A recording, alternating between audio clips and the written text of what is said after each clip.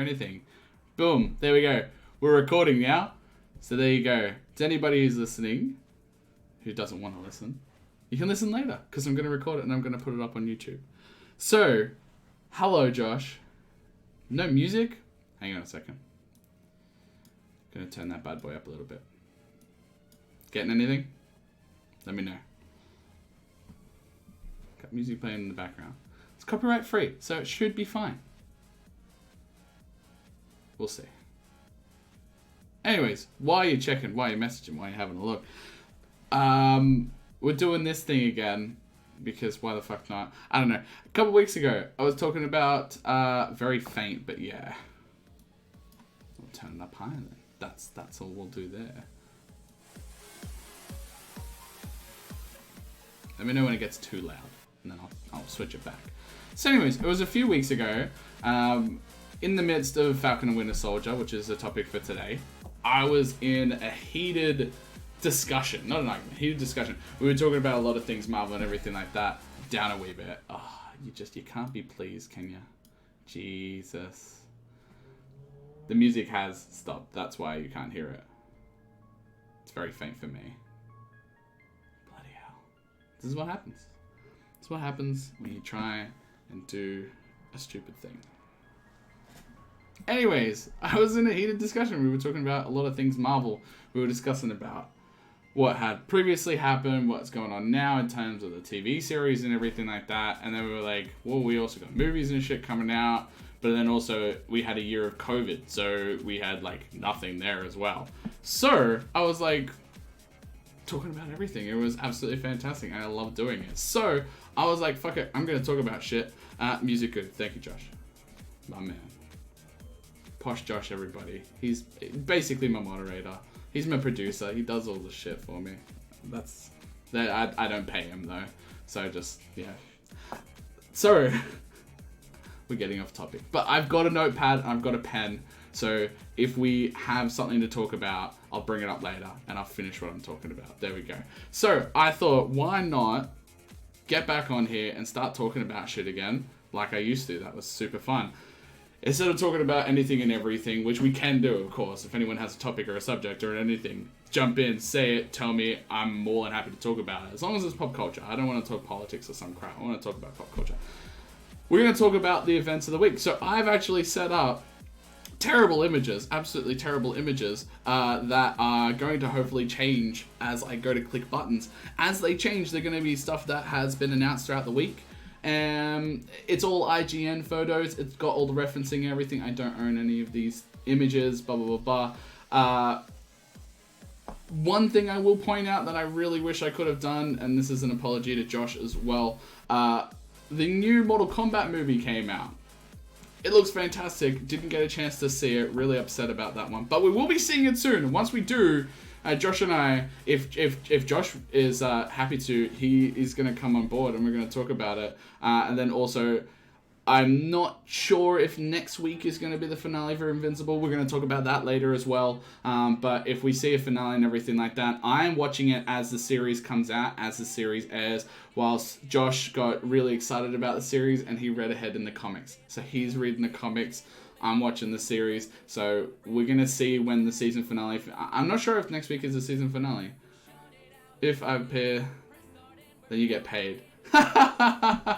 If you get appeared, you get paid. I don't get paid, you don't get paid. That's how it works. Thank you very much. But yes, super keen for Mortal Kombat. We'll talk about it very briefly later on, but I do have a bunch of other things that's happened during the week that's really, really interesting, really, really cool. So Mortal Kombat, no, haven't seen it. Please no spoilers. Of course, we're a spoiler-free community. It's how we roll. But as soon as we get the opportunity to see it, we're going to talk about it. It won't be a full-on review. We'll try and keep it as spoiler-free as possible to anyone who hasn't seen it. Before I go to bring anything up, I think it's the fourth or fifth thing that I'm going to talk about. I'll do a spoiler warning now if no one's been keeping up to date with anything. If you don't want to know about movies or anything like that, if you don't want to find out about any of that stuff, you're going to have to switch off. As much as I want you to stick around, you're just going to have to disappear. So, yeah. No Mortal Kombat, but will be eventually. And then Invincible. We had, what was it, Josh? Episode 6 or episode 7 was yesterday. No, Friday. It was Regardless, we're getting close to what we think would be the season finale. Definitely plenty of room to keep on going. Josh, like I said, is reading the comics, and there's heaps of space there, and it's absolutely a brilliant series. Voice actors and everything like that. It's really cool. And it's an R-rated cartoon. Who doesn't love blood and guts and everything like that? It's absolutely fantastic. So yeah, we're going to talk about that stuff later on and everything. But for today, it's everything that happened previous to the week. So there's a bunch of different announcements that were made, but then also episode 7, I believe will be the finale next week. There you go. Josh confirmed it. There you go. See, that's what you got a producer for, guys. So, what was I going to say as well? Oh, yes, it's coming up, of course, but this is a bit of an exciting little thing. Season finale for Falcon and Winter Soldier is going to be our final topic and everything. So that's what you have to look forward to. But without further ado, let's just go straight into the first one. So... there? Nope, it's opposite to me. I'll get this. Up there is going to be my image, Jedi Jake 95. All of my stuff is Jedi Jake 95. Go to my Discord and YouTube and all that stuff. It's Jedi Jake. Right there. Hopefully this will work. Yay! Look at that. Technology is absolutely fantastic. So to anyone seeing, of course, you can read it yourself. The original actor for Doc Ock, Alfred Molina, is confirmed he's going to be coming back for Spider-Man No Way Home. To a lot of people, it's probably like, why would you bring it back to me? I'm like, holy shit, when they announced it, I thought it was absolutely fantastic. I was ecstatic. So, of course, Spider-Man 2 referenced as probably the best Spider-Man movie. I really love the Tom Holland stuff. A lot of people love it as well, but you got to go back, and Tobey Maguire, holy crap, he did a fantastic job. And Spider-Man 2, like I said, regarded as one of the best Spider-Man films, one of the best superhero films, to be completely honest. Doc Ock, a fantastic representation. He was a brilliant character, extremely comic book accurate.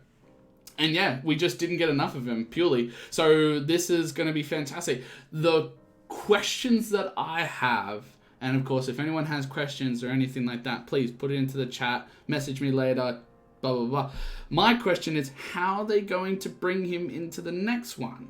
Now, of course, there's plenty of theories. Probably the biggest one at the moment is, of course, the multiverse has been 100% confirmed from multiple sources and everything like that. We got Loki, we got Endgame, Doctor Strange. The next film is called Madness into the Multiverse. So we know that it's got a multiverse of different possibilities, different parallels and everything like that. Is it going to be that he comes in from that? Because I also saw that in an interview with the actor, he actually said that the next Spider-Man is going to continue off exactly where his character died in Spider-Man 2. So are they going to try and go down the path of the sun made a wormhole into a parallel universe? It could work. I don't know. Is it a cop-out? Is it a, yeah, this will do for now? It's hard to say. But regardless, he's coming back, which is fantastic. And then that leads into my next point of Spider-Man for Spider-Man 3. Are we going to see the Sinister Six? If we're going to see the Sinister Six, that's fantastic. We got a really, really close in Spider-Man 3. We don't really talk about it too much, but we had multiple villains in there. And I think that's how it worked really well with the video game. The video game was absolutely fantastic. Of course, that was based all around the Sinister Six. The main villain that was shown was Negative Man, but then it turns out there was other villains and everything. They all came together, and that's how, the villains and everything were formed. Sinister Six, woo! So we've seen how well it works when it's done right. So again, Spider-Man 3, not done too well. But this opens the possibility to other villains coming back. So, of course, Vulture from the first one, he was locked up, I think, in the Raft or just a local prison. But there's also 2 cameos there as well, where you've got the Shocker, and then you also had Scorpio as well. They never actually, give him the suit and everything, but they name the character in the comics that, I think it's Mac Gargan, I think it is. Hang on a second. Hang on.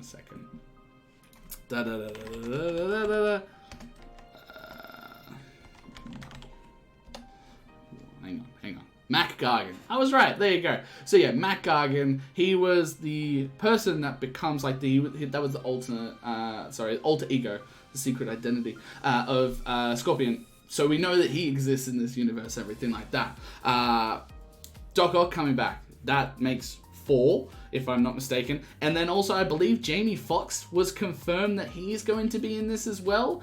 I don't believe that they confirmed that he is going to be like the original Electro, or if it's just a sheer coincidence, they might go down the path of WandaVision, where they end up getting the same actor who played Quicksilver in another series to play Quicksilver again, and then it just leads into a boner joke.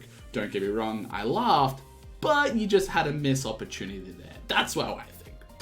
But yeah, that would be absolutely fantastic. What I've been saying since day one is that for this third Spider-Man film, they need to do Kraven the Hunter. To anyone who hasn't read any of the Spider-Man comics before, Kraven the Hunter is possibly one of the best villains towards Spider-Man, because Spider-Man is literally the greatest hunt. Kraven the Hunter, he conquered all of Africa, taking down all of the animals, and lions and giraffe and everything like that. Not that giraffe is very difficult, but you get my point. So he's done. He's like, I got nothing else to hunt anymore. All of a sudden, Peter Parker is named to be Spider-Man. What better thing is there to hunt than Spider-Man? The teenager who took down several amazing villains, but then also the teenager who's an Avenger who helped take down Thanos. Not a bad idea. As a secondary point to that, I will say, if you do bring in Kraven the Hunter, Jason Momoa. That's all I'll say. I feel like a lot of people would agree with me. But yeah, that's pretty much everything we know about Spider-Man 3. There's a lot of small information that's going around, but nothing official. The whole fact about how Tobey Maguire and Andrew Garfield might be coming back to be able to play their roles again. I think personally there's a better opportunity for them to be in the next Spider-Verse film, so that way you only have the voice acting work, because they're a little bit older now. I don't know if they really pull off Spider-Man, whilst if you just have the voice actor, you can get them to play like that. Keanu is Reeves. Why is Keanu Reeves? I don't... You'll explain in a second. I'll just give it a bit of time.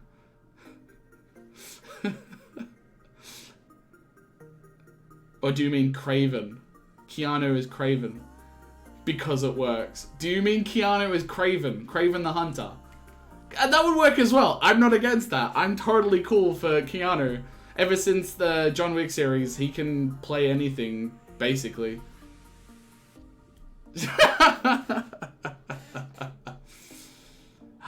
Terrible. Absolutely terrible.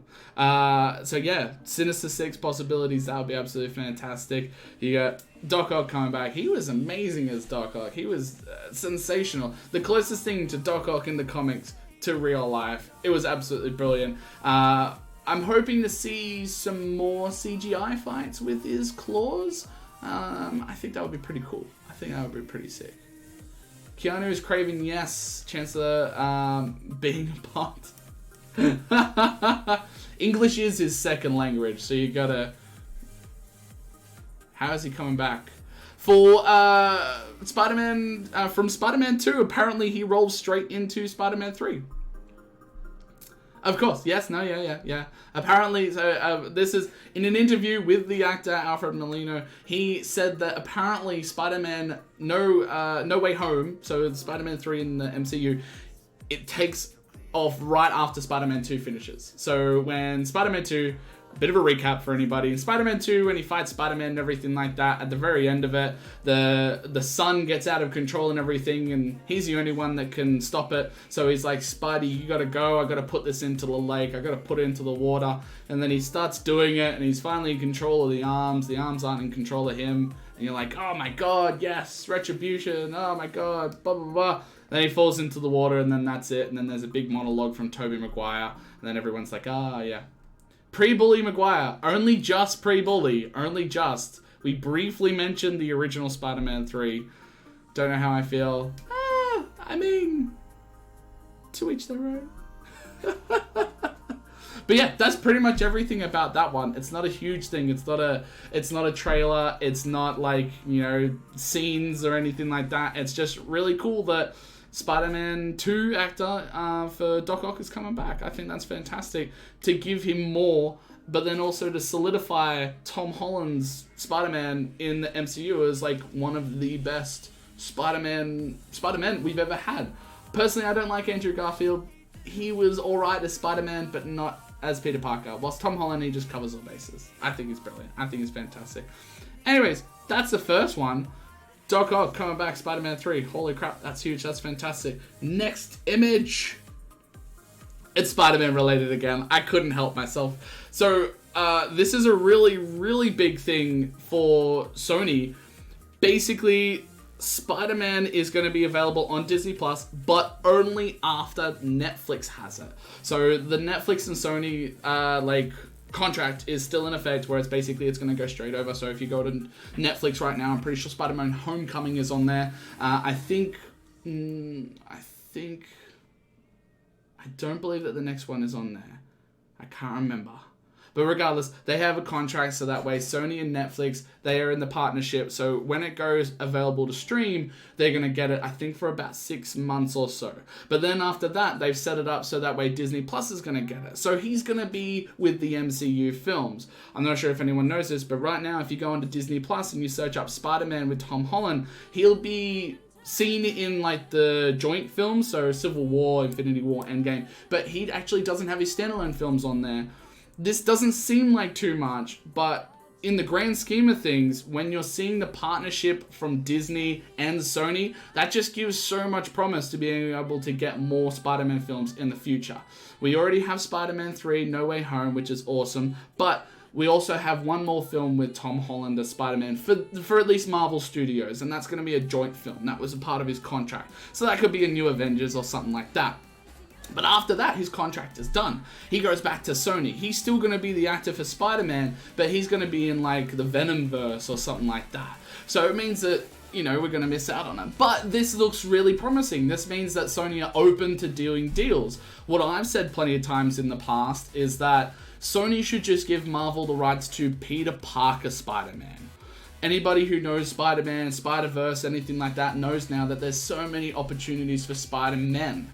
Or Spider-Women, if you really want to go down that path. So you've got Miles Morales, who is Black Spider-Man. You've also got Gwen Stacy taking on the role of Spider-Gwen. And then you've also got so many other millions of iterations. And the reason for that is because the way they set it up in the comics is that with the alternate realities, there's only one thing that keeps it together, which is this web of life. Web of Life and Destiny, I believe. And there is one constant within all of the universes. There is one spider totem. There's other totems of other animals and everything, and there's plenty of other stories I could go into, but that's the one constant. In every single universe, there is a variant of a spider hero or a spider character. So the fact that, Sony has access to all of Spider-Man, they can delve into that. And I think bringing Miles Morales into a live action film would be absolutely fantastic. Don't get me wrong, if you don't do Donald Glover, I'm going to be really upset, but I'll still go and watch it. And it gives you opportunity to be able to link that in with Venom. Even if you want to really briefly have Tom Holland Spider-Man just transitioning over. So into the Spider-Verse. At the very beginning of it, you see the Spider-Man of the ultimate timeline, and then he dies, and then Miles takes over. And you still see the passing of the baton, if you will, and blah, blah, blah. And you still get to see Spider-Man. But in this, you've got your own character, your own timeline, your own everything you can explore, but it's still Spider-Man related, so you'll still make money. And then, of course, Peter Parker goes over to the MCU, and then they get to finish off their films. And because he's young, he has so much opportunity. There's so many interviews where Tom Holland is like, I'll be Spider-Man forever. If they give me the opportunity, I will be Spider-Man forever. And this to me, it's on this side for me. This to me, it seems like it's pretty much in the works. Very slowly, but I think that Sony is going to try and be able to work something out with Marvel where they're both going to be able to come out on top, and they're both going to be really happy about it. And to be able to see Tom Holland in more films of Spider-Man, I think is brilliant. I know a lot of people would agree with me. He is one of, if not the best Spider-Man actors that we've ever had. He is able to portray Spider-Man in a liking where he's quippy and he's smart, but he's young, so he doesn't really know what he's doing. But then you also got the other side of that, which is Peter Parker, and then you've got that, that loner who, isn't friends with anybody because he's so low on that food chain of high school.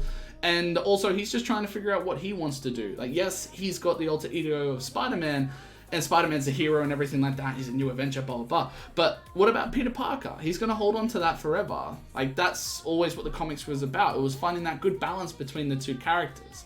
So you still have the two worlds to struggle. I know when I go to, Spider-Man Homecoming, the first Spider-Man standalone film, it was so awesome seeing him try to keep up with the Avengers. Like, he was trying to be Avengers level threats, but at the same time, he still had Aunt May to take care of. He had Ned as his best friend in high school and just normal high school life. Like, he has... I don't know if it's as accurate in the MCU because we don't have all the references. But in the comics, I believe, from memory, Peter Parker has a higher IQ than both Iron Man and Mr. Fantastic. The only issue is that because he's so young, he doesn't have the experience of age. And that's pretty much the only reason why he's not up there. But alternate timelines and everything where they jump to the future and everything, or they speed up the future, they do show that Spider-Man ends up being the greatest hero of all time, which is absolutely brilliant. So going back to the comments, Bart, I don't want to alarm you, but there could be Spider-Man or Spider-Man in the house. I'm not gonna lie, you lasted longer than I thought. I was like, Chancellor here is gonna say something, either Star Wars or Simpsons, and it was Simpsons. I knew it was gonna happen eventually. Josh never realized that. It's also good because Sony are being less douchey. That is 100% right. Sony is incredibly douchey. If anybody follows gaming and everything like that, as well as pop culture, which I like to do, Marvel Avengers. If you purchase Marvel Avengers on PlayStation, you got Spider-Man as a playable character. If you purchase it on Xbox or anywhere else, you did not receive Spider-Man as a playable character. Don't get me wrong, they're pushing their assets. They're gonna be getting those sales because they're going, I have this, which they don't. I understand that. But maybe do it as like a PlayStation get it first, because it's Marvel Avengers and you can't play as Spider-Man. It's very upsetting. Do you ever think that they will fuse him and Stark Industries with something? Fuse Spider-Man and Stark Industries? Is that what you're talking about? Sorry, Josh. I'm imagining that's what you're talking about. I'll go to Chancellor while I'm waiting for you to comment. Yeah, honestly, yeah, I could totally see that. I don't recall there's anything in the comics, but I think, if anything, what they'll do, Ironheart has been confirmed as one of the TV series or movies, I think, which in the comics, basically, it was Iron Man, Tony Stark, basically, you know, stopping being Iron Man and everything like that, and the mantle gets passed on to Ironheart. I think, if anything, what they could do is make Spider-Man as, like, a mentor role to her, and I think that would work quite well. I'm not sure about if you'll have the full-on Iron Spider suit. So the Iron Spider suit that we've seen, of course, in the movies is really cool and fantastic. But the one in the comics is quite literally an Iron Man suit, but stylized to look like Spider-Man. It can fly, it's got the blasters in the hands and everything like that, and of course it can access technology and blah, blah, blah. Multiple animated series have used the original Iron Spider design, and it just looks so much cooler and does so much more stuff. So I feel like if there was a full-on Iron Spider design suit, then yeah, we might get a few things more with Stark, but I'm not too sure. Have to really wait and see. It depends on if Sony want to not be douchey and, you know, yeah, make something cool with Marvel. I think that would be fantastic. Or just wait until Sony goes bankrupt. I don't know if it'll happen anytime soon. But just wait until they go bankrupt, like Fox, and then Marvel can just buy them all out, because Marvel's monopoly. There you go. They're buying everything. Disney, when you breach their copyright. Now this is an Avengers level threat. That's so true, though. That's so true. I don't think we've had like a big Disney breach story in a while. Like, which is surprising. So this is a slight off note. We've spoken about this. We're gonna go on a sloth eye. The Black Widow movie. Now that's been ready, finished for over a year now, and nothing has leaked. Not one bit has gotten out, especially considering with streaming services. To anyone who was a fan of Justice League, Snyder Cut, as I was, basically it was accidentally released a week earlier on the streaming site HBO Max. All you had to do was go and search Tom and Jerry, start watching the film, and the files were set up incorrectly. So literally people were watching Tom and Jerry, but actually watching Snyder Cut, and there was a bunch of amazing memes where it was basically, I think it was Tom, how he was dressed up like Batman on a gargoyle and everything like that. It was absolutely hilarious. But yeah, it's been a year and we've seen nothing Black Widow. It's absolutely insane. They contain that so well. Nothing seeps through. It's brilliant. Yeah, Disney is just our overlord. Disney is just our overlords. Thank you so much. Fair would love for Morgan grows up and takes over somehow. Honestly, wouldn't surprise me. I think that, correct me if I'm wrong, there is an endgame deleted scene which they have an older version of Morgan in the Soul Stone or something like that Tony sees, and he's just like, oh, so you're the Vision, and did I do the right thing? Did I save everyone? Yes, I did.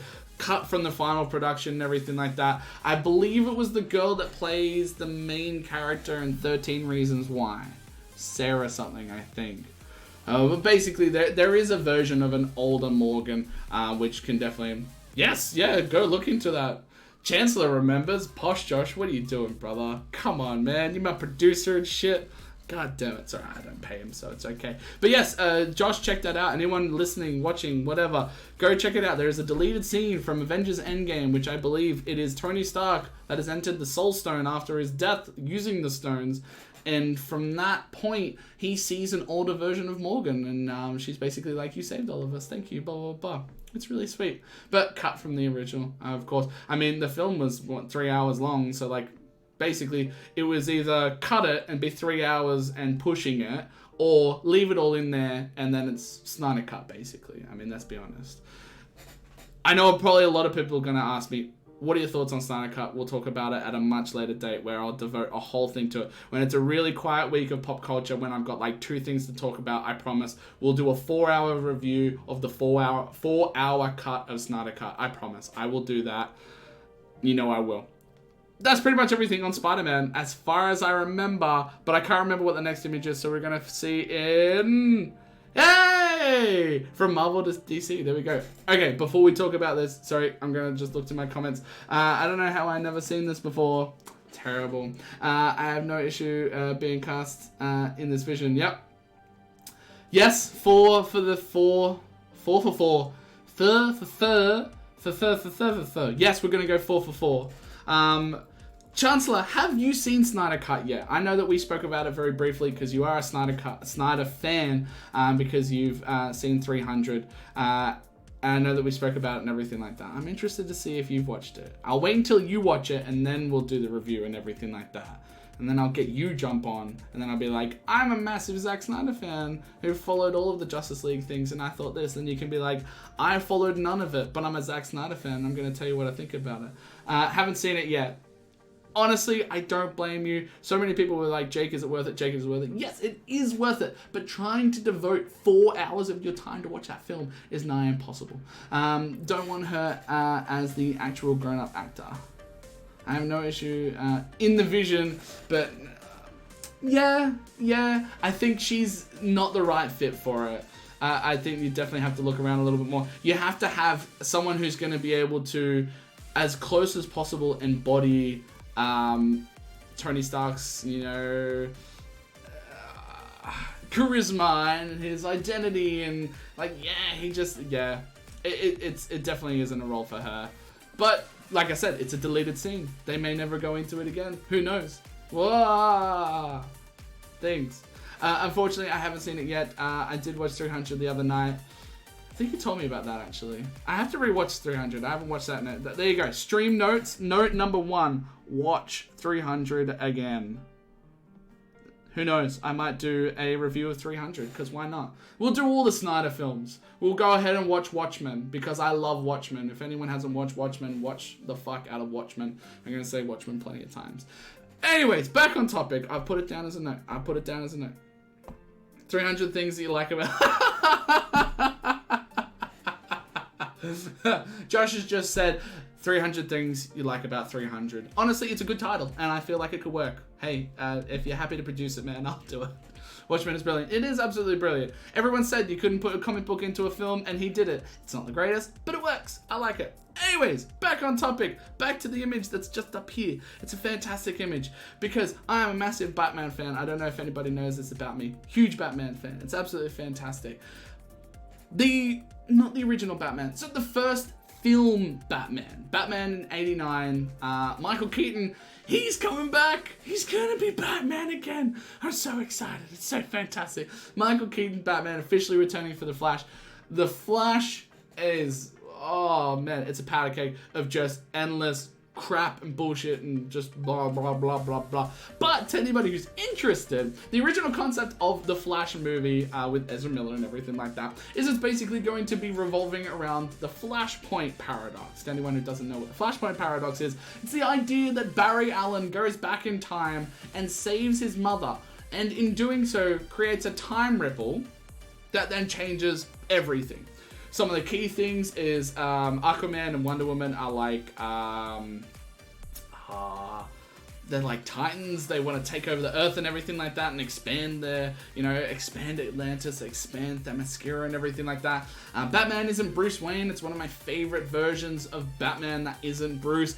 It's the idea that on that night, Bruce dies, Batman is Thomas Wayne, so his father, and then his mother, Martha Wayne, has a psychological breakdown and becomes the Joker. And if anyone has seen the comic, if anyone has read the comic or seen the animated film, there's actually a scene where she's holding on to Bruce, has blood on her hand, and then puts her hand over her face and that, because she just can't hold back the tears anymore, pulls it away, and then it's got a massive smile in blood of Bruce, and then she just breaks down and everything like that. And I believe they changed the lighting or something in the panels, or it just naturally looked like that, and her hair starts to look all green and everything, and like her outfit starts to look all purple, and it's like massive, like this is the new Joker and everything, which is it's very poetic. It's absolutely beautiful.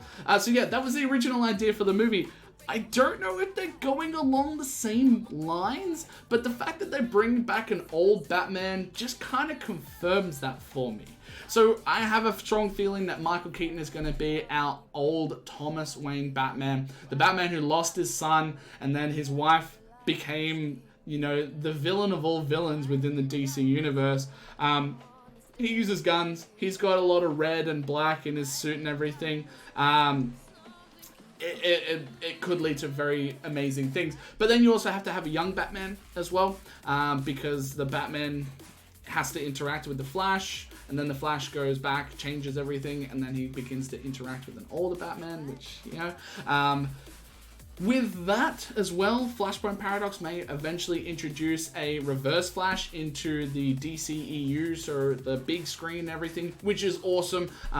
Theobald Thorne. I can't remember his name exactly.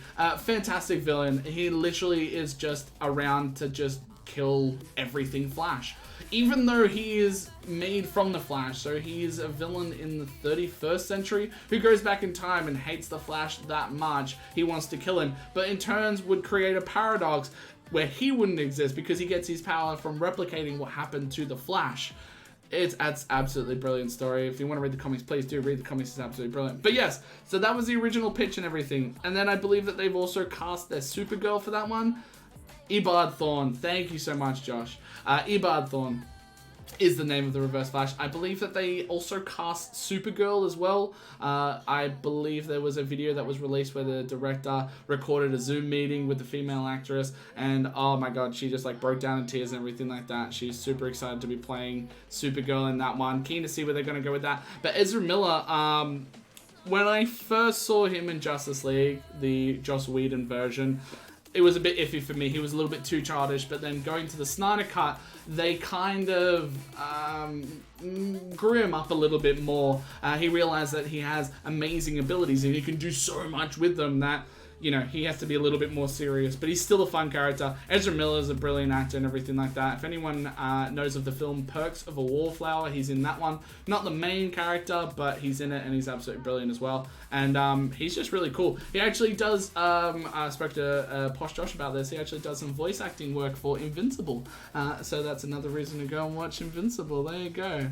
There you go. We'll talk about that again later. But that's absolutely fucking brilliant because this gorgeous human being here was Batman for Teal Films. He did an amazing job. Several people regard him as the Batman of theirs. Some people are like, Ben Affleck. Some people, me. Some people are like Christian Bale. But a lot of people out there, Michael Keaton, he is the Batman. Very interesting as well that he is literally just chopping and changing. He was DC then to Marvel, now back to DC again, but then he also played Birdman as well, in the Birdman film, which was brilliant as well. Very diverse actor. He can do serious, he can do funny, he can do action. Personally, seeing a jacked fucking Michael Keaton as like an old Thomas Wayne Batman, sweet, absolutely fantastic. That's just a dream come true. Michael Keaton coming back. Jump back to comments there. Like the Red Sun comic, similar, where it is the alternate timeline. Red Sun comic though, so cool. I believe, correct me if I'm wrong, but I believe that Superman, instead of falling into Smallville and then going to Metropolis and everything like that, he falls into Russia during the Cold War, I believe. And basically he's the Red Sun. Batman's still in it, and Batman is brutal as well. There's comics of it available, of course, online if you want to read the Red Sun, but I believe that they did do an animated film, which I think I've seen clips, but I haven't seen the full film for it. I'm not the biggest Superman fan. I do like Superman, but I don't have as much knowledge as what I do for like Batman and everything like that. So correct me if I'm wrong on that one. Sasha Calle is the actress cast as Supergirl. There you go, Sasha Calle. She is going to be our new Supergirl and everything. I believe she's Hispanic as well. So a lot of people like kind of gave her shit, but I'm just like, who the hell cares? If she's a great actor, she'll be a great Supergirl. What the hell? Hammer and Sickle. Yes, that's right. It worked. That's right. Sickle, instead of the S, which is so cool. So cool. And he's got a very thick Russian accent as well. If you see the animated film, he's like very Russian. He's Russian. So cool. But yeah, that's everything Michael Keaton Batman. That's everything I can think of as well. Again, if anyone wants to chuck in comments, tags, or anything like that, please do. I love keep talking about this stuff. But we're gonna go to the next image. Yeah, it's Marvel again. There was a lot of Marvel stuff in the last week. Don't sue me. I'm not a Marvel boy that much. I prefer DC, even though I'm wearing a Spider-Man hat. Shang-Chi. Brand new poster, trailer, everything got dropped and everything this week. This looked really interesting. Yeah, Posh Josh, super keen for Shang-Chi. So am I. Josh actually messaged me in, just asking general questions. So, what is this, blah, blah, blah. I know nothing about Shang-Chi. The only thing that I know about in this is the 10 rings. So the 10 rings, from my previous knowledge, belongs to the Mandarin. We saw a fake glimpse of him in Iron Man 3 where the Mandarin was being the terrorist and everything like that, and it just turned out it was just another villain and everything like that. The idea of the Mandarin is that he is in control of the 10 rings. Now, the 10 rings have different abilities on each of them, but like one is able to project energy, one is able to do teleportation, etc., etc. And basically the person who can wear all 10 rings, 10 fingers, 10 rings, basically is just the best. Main villain to Iron Man, there's a bunch of comics with him and everything like that. I believe that there was a TV series back in the day of a younger Iron Man. I think it was called The Invincible Iron Man. He was younger and his dad died and he was trying to track down the 10 rings and he was trying to find the science in them. And then the son of the Mandarin was like best friends with Tony in that series and everything like that, and you had a young rescue, a young war machine, and everything like that. So it could be going down that path. Shang-Chi, I'll get there, I promise. Shang-Chi could be the son of the Mandarin and blah, blah, blah. From what we saw of the trailer and everything, he's definitely the son of a, killer assassin, and he's been trained to be able to take on any threat that he takes on, but he wants to go and pursue a normal life and everything. I think this is a really, really nice change from the usual the typical superhero film. Like, this just looks like it's going to be different. Same as Ant-Man. Ant-Man was a heist film, and that was genuinely different and enjoyable. And then you look at Doctor Strange 2. It's going to be the first horror film. So they're branching out in terms of their genres. Instead of just the superhero flick, they're going to be branching out. And of course, this is going to have, a lot more culture in there, and it's going to have a lot more, just character progression in it, rather than just doing the whole we're heroes, we'll beat the bad guy. It's like, no, you're really focusing on the character. The closest thing to this, I would say, would have been Black Panther, because it was a completely different world. It was still the world of Marvel, but it was just so so much bigger than that, and we got to see so much more. So having more involvement for him is absolutely brilliant. I don't think I'll look into this one before the film. I think I'll genuinely just watch the film and then read up on it afterwards, because it just looks so good. I'm super excited for this one. It looks awesome. If you haven't seen it already, of course, jump online, check out the trailer. It looks fantastic. The posters and everything have released. We've gotten the image of the Mandarin. We got, of course, Shang-Chi, and then I believe it's the Death Teller, I think it was. Like I said, I don't know this one too well. So yeah, I'm keen for this one. It looks really fantastic. It's another film that's up there, and then I believe Eternals should be up there eventually and everything, and of course Black Widow, which hopefully, if it comes out in a couple months, I might be able to talk about it on here. Who knows? We might wait and see. Yeah, Josh, super keen, of course, for Shang-Chi. Thanos, but with more steps. You are absolutely right. It is Thanos with a lot more steps. But these rings, I believe, can be wielded by anybody. But it is like the... What was it? It's like the legacy of the Mandarin. So the Mandarin kind of gets passed down to like different generations and that, and it's the legacy that the Mandarin is in control of the 10 rings and that. We've seen the 10 rings. If anything, the 10 rings is kind of like the Emperor Palpatine of the Star Wars original trilogy. So it was like, you know, you saw Darth Vader and you're like, holy shit, this is the big bad guy. And you get several glimpses of Darth Sidious, the Emperor Palpatine, and then by the end of it, you're like, oh my god, no, Darth Vader is nothing in comparison to him. Holy shit, so much power. We saw the 10 rings originally in Iron Man, and then I believe, Iron Man 1, and then Iron Man 3. And I think I saw something the other day where there are little glimpses of tattoos on someone's arm and someone's neck that's actually showing the 10 ring symbol. So I have a very strong feeling that the 10 rings is going to be like a Hydra-ish kind of style of like, you know, group and that. So we're going to see them as they're kind of sifting through the cracks and everything like that, and then continuing on and blah, blah, blah, blah. So really keen for that one. New movie. Don't know anything about it. Give me more of that stuff. That would be absolutely fantastic. Next image. Yeah, that's right. So if you haven't seen it already, I apologize. I'll put it back. There we go. If you saw it already, I apologize. I said a spoiler at the start. If you weren't here from the start, that's your own fault. Big spoiler in this one. This is images of the finale of Falcon and Winter Soldier. Spoilers in 3, 2, 1. Bam. There it is. This was gorgeous. I love this finale. I think it was absolutely brilliant. There was a bunch of people online being like, this doesn't give the characters and blah, blah, blah, blah. Fuck the other characters. The only 2 characters that you got to worry about are going to be Bucky and Sam. That's it. That's what the series is about. It's like if you go back and watch WandaVision. True, not all the characters got all of, like, you know, the full arc of their stories, but it wasn't their series. It was WandaVision's series. I'm not sure if you know that.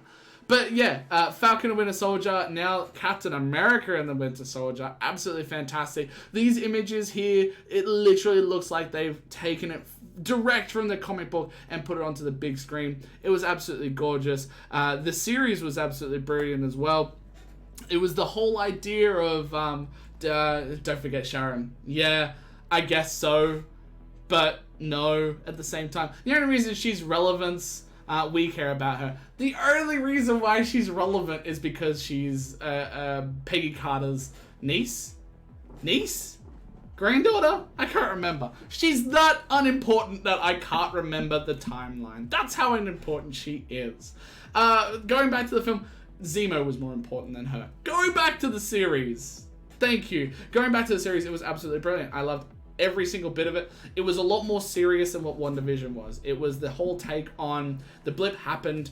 What was the actions that the world had to take during the blip? And then what did they have to change when everyone came back? So if you haven't watched this series, a brief overview without giving too many spoilers, except for that massive spoiler right there, is the fact that during the 5 years where everyone was gone, the world's refugees and like everyone that was struggling had places to go. So if there was a family that got snapped out of existence, their house went to these refugees, people who were in need. And then all of a sudden after the, like, you know, the snapback from the Hulk, everyone came back. and no one really knew what to do. Was it assumed that the people who originally lived there 5 years ago would get their house back? Like, that was their life, technically. Or is it now the owners of the new people that have been there, the people that have built a new life over the past 5 years? But then there was also smaller scenes. So, like, Sam goes back to his hometown and he meets up with his sister, and it turns out that their parents' business isn't doing too well, and they need to get a bank loan. When they go to the bank and everything, they're like, I'm sorry, but you have 5 years of no work. And it's like, yeah, because I was not existing at that time. And they're like, I'm sorry, but that's how they look at things now. Like, they're very critical of everything. So that's one aspect of it, where it's like, you know, what is better, the time during the blip or the time after the blip? How are they going to react to it? What's best for everybody kind of scenario. But then you've also got the legacy of Captain America. Captain America was one of my favorite characters in the MCU. Of course, he's gone now, sadly, from Endgame. But it was still a legacy of who would take the shield, who would take on the mantle. And you don't realize just how much power that shield has until it's in the wrong hands. So, of course, John Walker comes in. He's elected by the government to be the new Captain America. And he is not a good... He's not... What was it? He's not a good man, but he's a perfect soldier. That's all I'll leave you with. He's a perfect soldier. And then you see what a perfect soldier does in the wrong instance and everything like that. But then you also go a little bit into the depth of the struggles of the black community. So they go and visit a character from back in the 1940s, so during Captain America's time. I won't say too much. Again, I'm trying to keep spoiler free because I want you to go and watch it. I want you to see how amazing the series is. So they go back and they see a character. Now, this character has a very similar backstory to Captain America, where they, so in the first Captain America, they break out of, their compound and everything like that, because their troop, their brothers, their, friends are in trouble. So they both break out and they both save them. Now, Captain America, Steve Rogers, comes back from that and he gets given a Medal of Honor. The other person comes back and he gets thrown in jail. And he gets experimented on because they want to try and use the super soldier serum on, I guess, what they think would be better subjects for it. So yeah, like, you really see the wrong stages in the past, and like how we got to evolve and how we got to do them better. There's a really awesome speech that Sam does in the final episode, which is really moving and really reflecting on not just the Marvel Cinematic Universe, but also like how we are in the world. One of my favorite lines was basically it was like, a bunch of senators and that all sit in a room to decide what's best for everybody else, but they don't know how everybody else is living. They don't have anyone like that in that room, and they can't tell you yes, no, maybe. They just assume that they know best.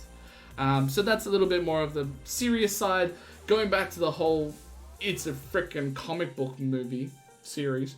Falcon looks absolutely brilliant as Captain America. They did a fantastic job of it. The combat wasn't the greatest, but at the same time, he's only just gotten the shield. He's just starting to learn to use it and everything like that. But then, of course, the second character of that one, Bucky, the Winter Soldier, we see a lot of backstory there. And like, you really learn to love this character. He's absolutely brilliant. You learn his struggles and everything like that. And he's really just trying to make amends. And it's really beautiful by the end of it. You actually get to see him smile again. And I genuinely don't think he's done that since way back when he was first enlisted. And he was taking out the two girls on a date with Steve Rogers in the first Captain America film. That was really beautiful. He has a lot of awesome moments in that one. There's a really, really moving scene. To anyone who's watched it, you'll agree with me. To anyone who hasn't watched it, fucking watch it. I said so. There's a scene at the very beginning of it, I believe, of the episode where he is in Wakanda and he is with, crikey, I can't remember her name. Josh will look it up for me. The Wakandan warrior chick. So basically, he's with her, training to be able to be unaffected by the words that turn him back into the Winter Soldier, where he gets controlled and everything like that. So there's a very small scene where she's saying all the words and everything like that, and he's in absolute fear and agony of what he's about to do. He's tearing up and he's shaking. He doesn't know what's going to happen and everything like that. And then all of a sudden the words stop, and then it just sort of goes silent for a second, and then she turns to him and she goes, "You're free." Like you're finally free of all the chains and everything that held you back and everything that kept you as the Winter Soldier. You're free of all that now. And then he starts crying, and it's a very emotional moment. It's the first time that he feels like he's Bucky. He feels like he is James Buchanan Barnes once again. It was very touching, very moving, everything like that. Loved it. Absolutely fantastic. Great. Just great. That's pretty much everything about Falcon and Winter Soldier. I can go into it more depth and everything like that, but there's a couple more things that I do want to talk about, so welcome to come back to it if anyone wants to keep talking about it. But yeah, Falcon Winter Soldier. The full series is up on Disney+. It's like 6 episodes, guys. They go for a full 40 to 50 minutes. They are absolutely brilliant. It's a very different take on the TV series comparison to WandaVision. I feel like everyone's going to really love it. And it's a really good tribute to Captain America. As another thing, actually, I will say, this is another, probably the favorite scene that I had. The shield gets given to someone where it's used inappropriately, and after a bit of a fight scene and everything like that, I'm trying to be very careful with my words. Sam gets the shield back because, of course, Sam was originally given the shield by Steve Rogers before the end of Endgame and everything like that. And basically, he picks it up and everything, and straight away there's marking and everything that's on the shield, and he's trying to clean it up, and he's so desperate. Like you can see that he feels like he failed Steve, he failed his friend, someone who just sacrificed everything to, bring everyone back, including him, and he feels like he failed him, and it's a very emotional moment where it's only very brief, but it's a very emotional moment where he feels like he needs to clean that up, and he needs to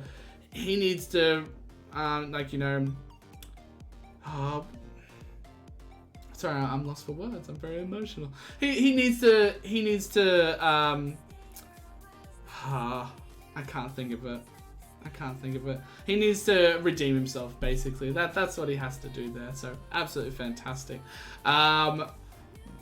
It's more Marvel. I'm sorry, okay? I promise. The last thing isn't Marvel. I promise. I promise you, but the next one is. Captain America 4 is officially in the works. Now, after the events of Falcon and Winter Soldier, or Captain America and Winter Soldier, again, spoilers there, go and watch it. There you go. That's problem solved. What are we going to see now? So we saw Falcon becoming Captain America, which was absolutely brilliant. We saw that Bucky is no longer the Winter Soldier there, which is interesting for his character. I thought that struggle was going to last a little bit longer, but clearly he's changed everything now. But then we've also got Zemo is there. Zemo is like, he got the last laugh. That was a really cool little moment there. But Zemo is still under the impression that the Avengers don't know everything. The Avengers aren't the saviors. It's very much like Lex Luthor to Superman. Superman is the whole embodiment of good and just and everything like that, but he's not human. Whilst Lex Luthor's just like, yeah, but I could do that, and I'm a better role model for everything there, I guess. It's very Zemo-like. But it was really cool to see Zemo in his Baron kind of style where he had money and cars and a lot of whiskey and Turkish delight, apparently. But that was really cool. Is he going to be the next villain? Is that what we're going to see there? Don't know. Maybe. Are we going to see Agent Carter? Or Agent 13, whatever her name is. Sharon Carter. So she gets revealed to be a bit of a bitch. And she might lead into the next villain of that one there. That could be really cool as well. Don't know what path they're going to go down. I'm not too sure. Like, it's hard to try and bring a Captain America villain into the modern day, I think. Like, with Hydra... Watch your mouth. We can't all love Sharon Carter, alright? She's doing her best. Hey, she was in Madripoor, and she did her best. She very much did her best.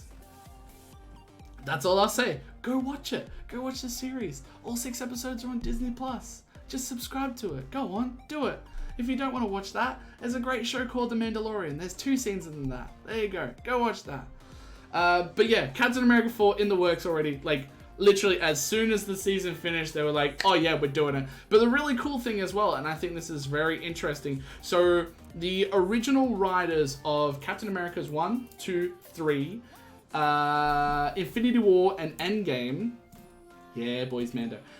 All 5 of those films were all written by the same 2 guys, and that's why I feel like there's a lot of continuity in those 5 films. It's it's an Avengers film, Infinity War, Endgame, and everything like that, but it's heavily a Captain America series. Like, if you watch Captain America's 1, 2, and 3, and then just jump straight ahead to Infinity War, and then watch Endgame, you can kind of just follow it just for Captain America. And then, of course, after all of that, you can then go ahead and then watch Falcon and Winter Soldier.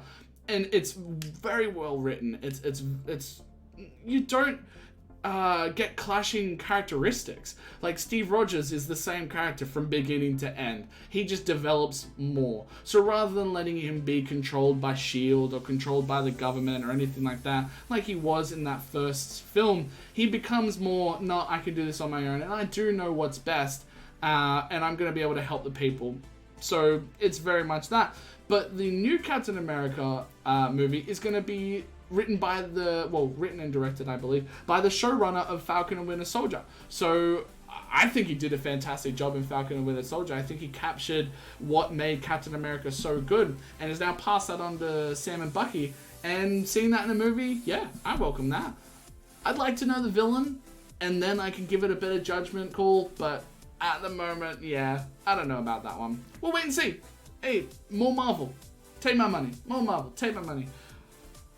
That's all Marvel. I promise. Marvel's done. Look, I'm even going to take my hat off. Sorry about the hair. Marvel's done. It's gone. Look at that. It's finished.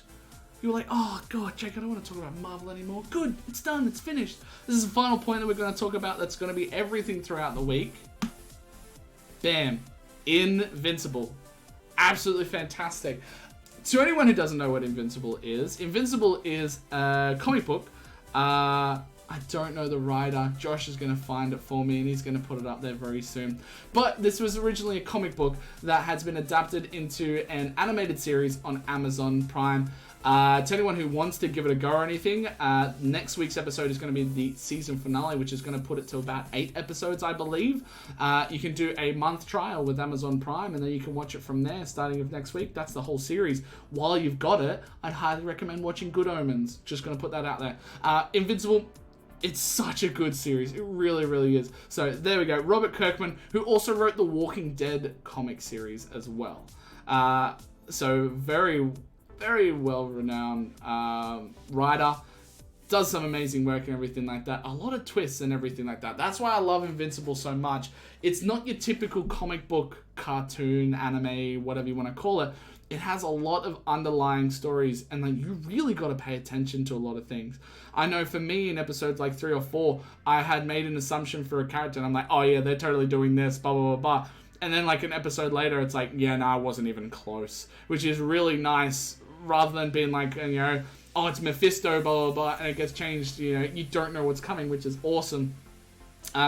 Basic overview of what Invincible is. So the idea of Invincible is kind of like a Justice League-esque kind of story. So this lovely gentleman, he's not so lovely, you'll find that out. This lovely gentleman here is Omni-Man. He's the equivalent of Superman. So he is a Viltrumite. Invincible is Mephisto. We finally cracked it. I knew we'd figure it out eventually. I'm so happy. I'm literally just going to close and go home now. I'm done. I don't have to figure out anything. Viltrumite, yes, thank you so much. So he is a Viltrumite from the planet Viltrum, I imagine, and he is basically the equivalent of Superman. So he has invulnerability, flight, and everything like that. Doesn't have laser eyes, doesn't have super breath, which is a nice change, to be honest. But he is mad powerful. So anyways, this gentleman right here is the equivalent of Superman. Then you also have the Justice League and everything, or which they are called the Guardians of the Globe. And an incident happens where basically puts all of them out of commission. They need to make the new Guardians of the Globe. But amongst all of this happening, this lovely man here has a son named Mark. And he discovers that he finally gets his powers and he's finally becoming a Viltrumite. He then needs to go on the whole path of what kind of hero is he going to be. But then also, how is he going to balance his normal life? So in normal life, he's a high school kid, he's just gotten a girlfriend, he has a job and everything like that. But then also, he finds out he's a Viltrumite and he has these amazing abilities. And basically the whole Spider-Man thing comes in. With great power comes great responsibility. So he's training with his dad on how to use his powers. There's a new team of the Guardians that want to basically induct him and, you know, get him to help out and everything like that. And he just doesn't know what to do and everything. the best thing about this series, and I think Josh will agree with me here, the best thing about this series, it is an R-rated cartoon. There is plenty of blood and guts, and from the very first episode, it's all go. It's non-stop. I implore you to watch it. I truly do. But I also understand if you don't want to start watching it and then have to wait a week. These episodes come out every Friday, I believe. So if you want to wait just one more week, watch it. Watch it all. It's absolutely brilliant. There's a lot of cameos in it as well. It's really, really cool. There's Seth Rogen is in it. Ezra Miller is in it as well. Omni-Man himself is voiced by J.K. Simmons. That's right, J. Jonah Jameson voices him. The main character, Invincible, is voiced by the same actor who played Glenn in The Walking Dead. Yeah, it's absolutely fantastic. Best thing about it, it would be less impact if it was G-rated. I completely agree. The whole idea of this is that you're seeing as close to what a real-life superhero cartoon could be without going into The Boys. If anyone's watched The Boys, the TV series and everything like that, it's a lot more R-rated where it brings in more sex and drugs and everything like that. And it is a good series, but this kind of keeps that sort of, I don't know, that sort of like honesty about it. It's basically just going, you can cut a guy in half by literally sneezing, and that's it. Like, how do you control that? Then that's the whole thing about it. But yeah, like I said, there's a lot of underlining stories. There's a lot of like, who did this, who did that. It's very much like a mystery kind of thing. But again, once this finishes, we got one more week. Once it finishes, after that, I'm happy to sit down. I'm gonna drag Josh into this one, whether he likes it or not, kicking and screaming, and we're gonna do a full review of the full series. It's gonna be complete spoilers, so it means you will have to watch it. There you go. Josh has read the comic books. I have not read the comic books. I'm watching it as it comes out, and I'm loving every single second of it. And yeah, there you go. There's our hot take on that one, and we'll delve into that a lot more. And there you go. That's pretty much everything from the week. There was a few other little things that did happen, but nothing that really tickled my fancy that I wanted to talk about. But yeah, that's everything. That's the week. That's it. It's done. It's finished. No more Marvel. No more nothing. It's absolutely brilliant. But there you go. Happy to be talking about this stuff again. It's been missed. I love talking about this stuff. I truly do. As a side note, like I said, if anyone has anything else they want me to discuss or talk about, send me a message, send me a link. I'm happy to watch a series, watch a movie, do a review, everything like that, which more of this stuff will be coming. Yeah, sky's the limit here. I really enjoy just talking about this stuff. I'm not going to be on like a schedule or a routine, so if anyone wants to see me like once every week, no. When I want to do it, I'll do it. I don't know. Depends. Depends on how much stuff there is to talk about. There's always stuff to talk about. Like the Chancellor said, I'll be watching 300 again because that's an amazing movie. And then we're going to do a 300 review. Why not? Snyder Cut eventually will come along as well. Snyder Cut was absolutely fantastic. It was well worth the wait. If you haven't seen it already, if you have 4 hours spare, watch it. If you don't have 4 hours spare, it is actually segmented to chapters. So epilogue chapter 1, 2, 3, all the way up to 6. So please, please, please sit down and watch it. If you don't want to sign up to anything, you can do the free trial, which I believe goes for 2 weeks with Binge, B-I-N-G-E for Australia. For everywhere else in the States and everything, you can just jump on HBO Max and watch it there. Justice is Grey as well. If you like a black and white version of it, you can definitely do that. Need to hear your thoughts in 300. Definitely. I'm more than happy to do it. What was it? Sorry again, Josh. The 300 things I like about 300. I'm going to write that down. 300 things I like about 300. About 300. There we go. I'm going to do it. I'm going to review it. Because why the fuck not? It's an amazing film. I love that film. That's so good. It's weird, but it's Snyder. What are you going to do? Slow-mos aplenty. That's absolutely fantastic. Might take a while, but seems like the right number. Nah, we got this. We got this. Number 1, Geralt Butler. Yes. Yep, definitely. To anybody who's on the stream still, I'm pretty sure it's just the Chancellor and Posh Josh, but thank you so much. Abs for days. Gerald Butler. There we go. It's alright. English is his second language. Cut him some slack. I can't help it. I'm sorry. Yeah, so to anyone who jumped into the stream and anything like that, thank you so much for stopping by. Make sure to jump into my Discord and everything like that. When I do go to stream again and everything, I'll put it up there. All the stuff that I aim to talk about in the next video and everything, or any announcements or anything that comes up, I'll pop it in there as well if you want to keep track of all the cool stuff that gets announced and everything like that. It's cool stuff. I find it cool if you join it, blah, blah, blah. To anybody who's watching the YouTube or anything like that, like I said, I will be uploading each one of these videos. So if you can't watch it while I'm live, you can watch it here. I'm going to try and keep it to an hour each. We've just gone over an hour, so that way it's a reasonable time if you want to sit down and watch it, or if you just want to listen to the audio. I hope it's all right. I hope that I've described everything. Yeah, other than that, yeah, I hope that everybody liked this. I really like this. Thank you to Posh Josh, my main producer man. He doesn't get paid for it, guys. So, you know, say thanks. I'm saying thanks. Everyone else doesn't have to say thanks. There's no one else here, let's be honest. But yeah, thank you so much again. And yeah, I guess I'll see you next time where we can talk about all the geeky stuff from the week, a week of geek. And we'll just go from there. It was a blast. Thanks, Josh. My only two supporters right there. Thank you so much to everybody that stopped on by. I'm legit going to go now. Farewell to everybody. Like I said, jump in the Discord, follow the Instagram, follow this, follow that, and everything like that. It was an absolute pleasure, everybody. Keep a lookout for me next time. Thank you so much. Peace.